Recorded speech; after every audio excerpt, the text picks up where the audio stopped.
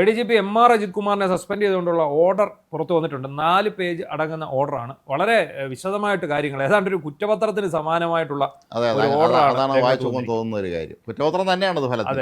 അത് അതിനുള്ളിൽ അത് വിശദമായിട്ട് കാര്യങ്ങൾ എല്ലാം തന്നെ പറയുന്നുണ്ട്. അതിൻ്റെ ഒരു നാൾവഴി പരിശോധിച്ചാൽ പഴയ സംഭവങ്ങൾ അടക്കം ഇതിനകത്ത് പറയുന്നുണ്ട്. അതുപോലെ തന്നെ 3 DYSPമാരുടെ പങ്ക്, DYSP എന്ന് പറയില്ല, 2 DYSPമാരും അതിലൊരു SHO, ഒരു ഇൻസ്പെക്ടർ. ആ ഇൻസ്പെക്ടർ ഇപ്പോൾ DYSP ആണ്, തോംസൺ എന്ന് പറയുന്ന KP തോംസൺ എന്ന് പറയുന്ന ആൾ. അപ്പോൾ നമ്മൾ പറഞ്ഞതുപോലെ തന്നെയാണ് ഈ സംഭവങ്ങൾ നടന്നിരിക്കുന്നത്.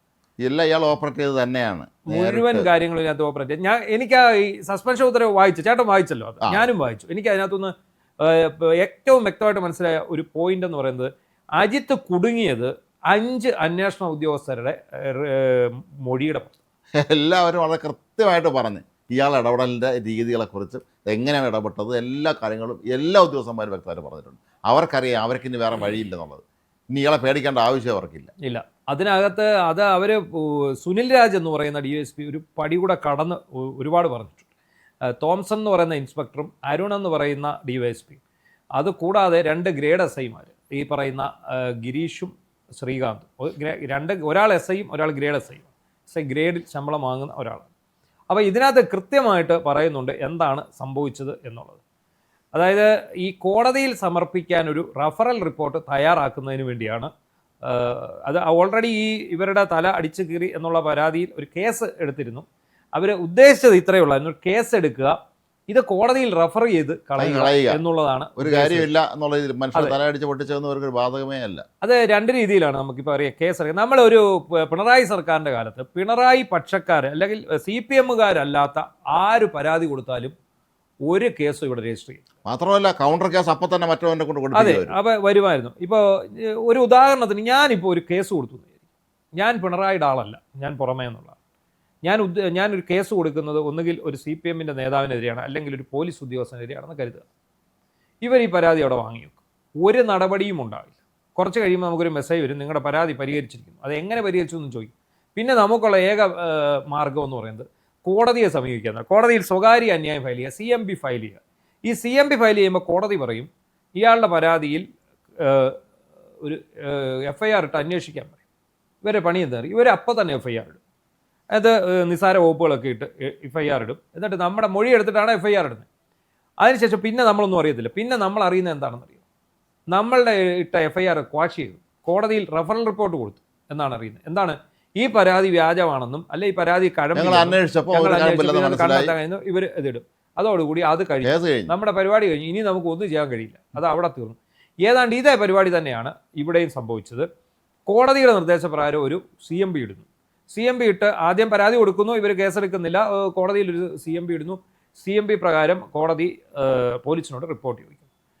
കോടതി പോലീസ് കേസെടുക്കുന്നതിനൊപ്പം തന്നെ ഇതിൻ്റെ റെഫറൽ റിപ്പോർട്ട് തയ്യാറാക്കും. അപ്പം കേസെടുത്തോളാൻ അജിത് കുമാർ പറഞ്ഞു, കാരണം കോടതി പറഞ്ഞല്ലേ. കേസെടുത്തപ്പോൾ ഈ പറഞ്ഞ പ്രതികളൊക്കെ തന്നെയാണ്, ഈ 5 പേരാണ് പ്രതികൾ, ഇയാളുടെ സുരക്ഷാ ഉദ്യോഗസ്ഥന്മാരായിട്ടുള്ള 5 പേരാണ് പ്രതികൾ. അത് എടുത്തോളാൻ പറഞ്ഞു. എടുത്ത് കഴിഞ്ഞിട്ടാണ് പിന്നെയാണ് ഈ അട്ടിമറി നടക്കുന്നത്. കോടതി അപ്പോൾ അവസാനം പോലീസിനോട് റിപ്പോർട്ട് ചോദിക്കുന്നു. അപ്പോൾ പോലീസ് കൊടുക്കാൻ പോകുന്നത് റെഫറൽ റിപ്പോർട്ട്. അതിനുവേണ്ടിയുള്ള മുന്നൊരുക്കത്തിൻ്റെ ഭാഗമായിട്ട് ഇയാൾ എല്ലാ ഉദ്യോഗസ്ഥരെയും വിളിച്ചു വരുത്തുന്നു, തിരുവനന്തപുരത്തേക്ക് വിളിച്ചു വരുത്തുന്നു. അവരെ കൊണ്ട് മൊഴി മാറ്റി എഴുതി. ഈ DYSPമാരെ എല്ലാം വിളിച്ചിട്ട് പറയുന്നു മൊഴി മാറ്റി എഴുതണം. അതുപോലെ ഇയാളെ ഈ ഗ്രേഡ് SIയും സബ് ഇൻസ്പെക്ടർ, ഇയാളുടെ കൂടെയുള്ള 2 പേരെയും കൊണ്ട് ഇത് മൊത്തം റെഫർ ചെയ്യേണ്ട രീതി എങ്ങനെയാണെന്നെല്ലാം പറഞ്ഞു കൊടുത്ത് ഇത് മാറ്റി എഴുതിച്ചിട്ട് ഇത് നാളെ നിങ്ങൾ കോടതിയിൽ ഈ റെഫറൽ റിപ്പോർട്ട് കൊടുക്കണമെന്ന് കർശന നിർദ്ദേശം ഈ DYSPക്ക് കൊടുക്കുക. ഇതിന്റെ രാജശാസന കല്ലേ പിളർക്കുമെന്ന് പറഞ്ഞ പോലെ അജിത് കുമാർ ആജ്ഞാപിച്ചാൽ ആർക്കും അനുസരിക്കാൻ കഴിയില്ലല്ലോ. അപ്പോൾ ഈ 5 ഉദ്യോഗസ്ഥരും പറഞ്ഞിരിക്കുന്നത് ഞങ്ങളെ കൊണ്ട് മാറ്റി എഴുതിച്ചു. അതാരാണ് മാറ്റി എഴുതി? അത് ADGP law and order MR Ajith Kumar. അന്നത്തെ ADGP ലോ ആൻഡ് ഓർഡർ എന്ന് പറയുന്ന MR അജിത് കുമാറാണ്. അയാൾ മാറ്റി എഴുതിച്ചതാണ്. അയാൾ മാറ്റി എഴുതിച്ചു. അതായത് ഈ 5 പേരെയും രക്ഷിക്കണമെന്ന രീതിയിൽ, ഈ 5 പേർക്ക് സഹായകമാകുന്ന രീതിയിൽ ഇത് മാറ്റി എഴുതണം എന്ന് ആവശ്യപ്പെടുന്നു.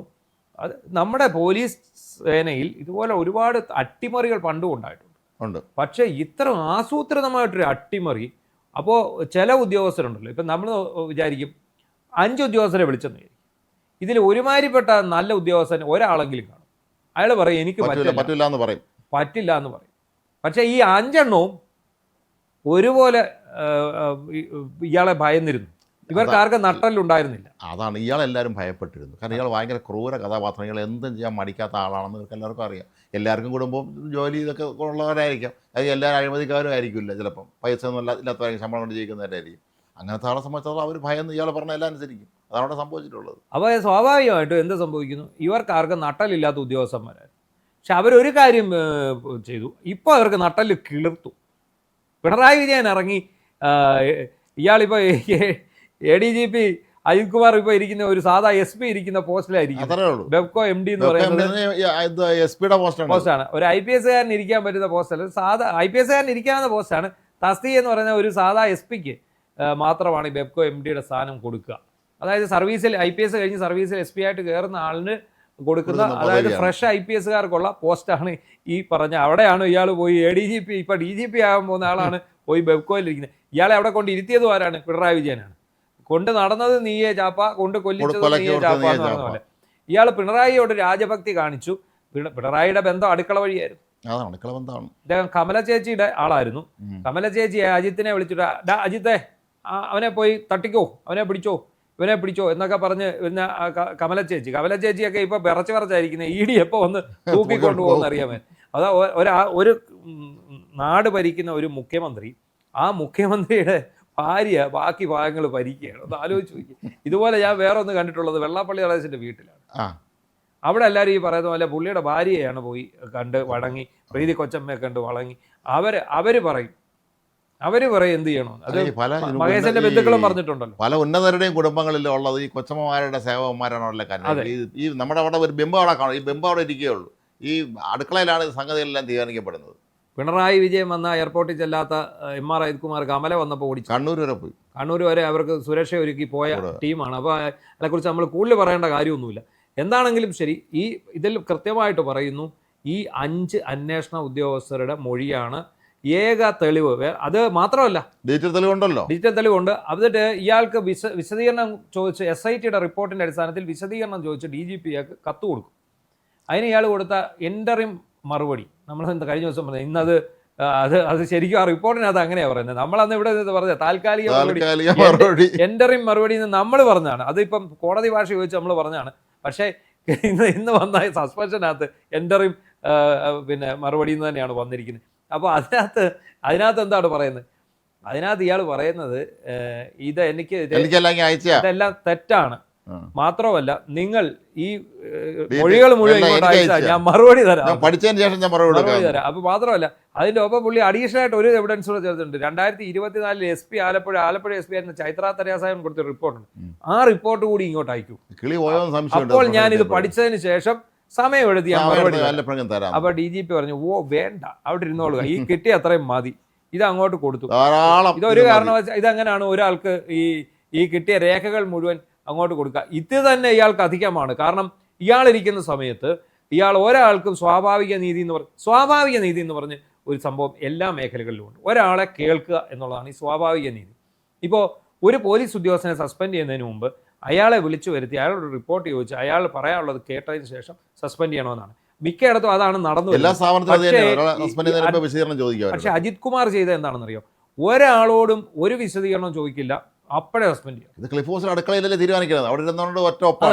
അപ്പൊ അങ്ങനെയുള്ള സസ്പെൻഷനാണ് അജിത് കുമാറിന്റെ കാലത്ത് നടന്നിരുന്നത്. പക്ഷെ ഇവിടെ അജിത് കുമാറിന് ഒരു സ്വാഭാവിക നീതി കിട്ടി. ഇയാൾക്കൊരു മെമ്മോ കൊടുത്തു. ഇയാൾക്ക് മെമ്മോ കൊടുക്കേണ്ട ഒരു കാര്യവും ഇല്ലായിരുന്നു, ഇയാളുടെ പദവി വെച്ചാൽ. പിന്നെ അങ്ങനെ ഒരു മെമ്മോ കൊടുക്കാനുള്ള കാരണം, ഇയാൾ ട്രിബ്യൂണലിൽ പോയി കഴിഞ്ഞാൽ അത് പിന്നീട് അതിൻ്റെ ഒരു കീഴ്വഴക്കം മാറരുത് എന്ന് കരുതിയായിരിക്കാം അത് കൊടുത്തിരുന്നത്. എന്താണെങ്കിലും ശരി, ഇയാൾ ഉടനെ അങ്ങോട്ട് ആവശ്യപ്പെടുകയാണ്, നിങ്ങൾ അതെല്ലാം റിപ്പോർട്ടെല്ലാം എനിക്ക് തരൂ, ഞാൻ പഠിച്ചതിന് ശേഷം അതാണ് അത് ഞാൻ ചെയ്തു തരാമെന്നാണ് പറഞ്ഞത്. ഇനിയിപ്പോൾ ഇയാൾ എവിടെ വേണേലും പോട്ടെ, എന്തായാലും ചെയ്യട്ടെ. എന്താണെങ്കിലും ഇയാൾ എത്രമാത്രം ക്രൂരനും ഭീകരനുമാണ്. വേറെ ഒന്നുകൂടി നമ്മൾ പറയാം, ഇയാളോട് ജനത്തിന് ദേഷ്യമൊന്നും ഇല്ല. ഇയാൾ പിണറായിയുടെ കിങ്കരനായതുകൊണ്ട് മാത്രമാണ് ഇത്ര ദേഷ്യം. അതാണ് പ്രശ്നം. പിണറായിക്ക് വേണ്ടി ഈ വിടുപണി മുഴുവൻ ചെയ്തതിൻ്റെ ദേഷ്യമാണ് ജനത്തിനുള്ളത്. എന്താണെങ്കിലും ഇവിടെ സസ്പെൻഷൻ റിപ്പോർട്ടിൽ കൃത്യമായി കാര്യങ്ങൾ പറയുന്നുണ്ട്.